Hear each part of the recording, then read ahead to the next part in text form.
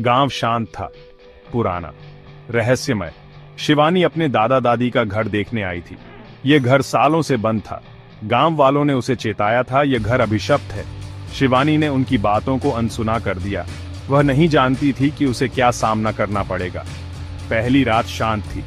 चांद की रोशनी कमरे में पड़ रही थी। अचानक एक आवाज, दरवाजे पर खुरचने की आवाज। शिवानी डर गई। क्या यह हवा थी या कुछ और? अगली सुबह शिवानी ने दीवारों पर अजीब निशान देखे, काले हाथों के निशान। उसे ठंड लग गई। उसने खिलौनों को देखा, वे हिल रहे थे खुद ब खुद। शिवानी को अब डर लग रहा था, कुछ तो गड़बड़ थी। यह घर सचमुच अभिशप्त था। रातें लंबी और भयानक होती गईं। हर रात आवाजें तेज होती गईं, फुसफुसाहट, चीखें और कभी-कभी हंसी।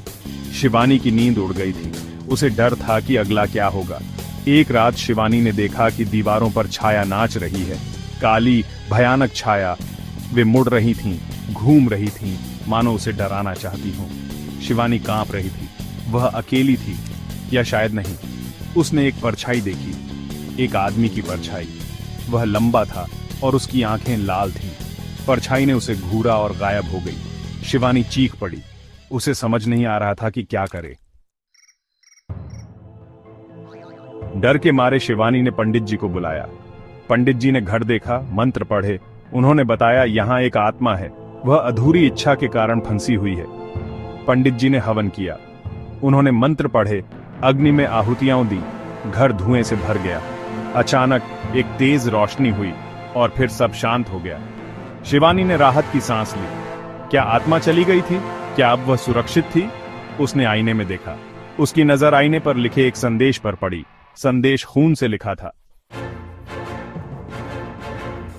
संदेश में लिखा था, मैं लौटूंगी। शिवानी के रोंगटे खड़े हो गए। आत्मा वापस आएगी। डर फिर से उसके मन में घर कर गया। घर फिर से ठंडा और खाली महसूस होने लगा। शिवानी समझ गई, यह अंत नहीं था, यह तो बस शुरुआत थी। एक नए अध्याय की शुरुआत, जो और भी डरावना और रहस्यमय होने वाला था। वह घर से बाहर भागी, पीछे मुड़कर नहीं देखा।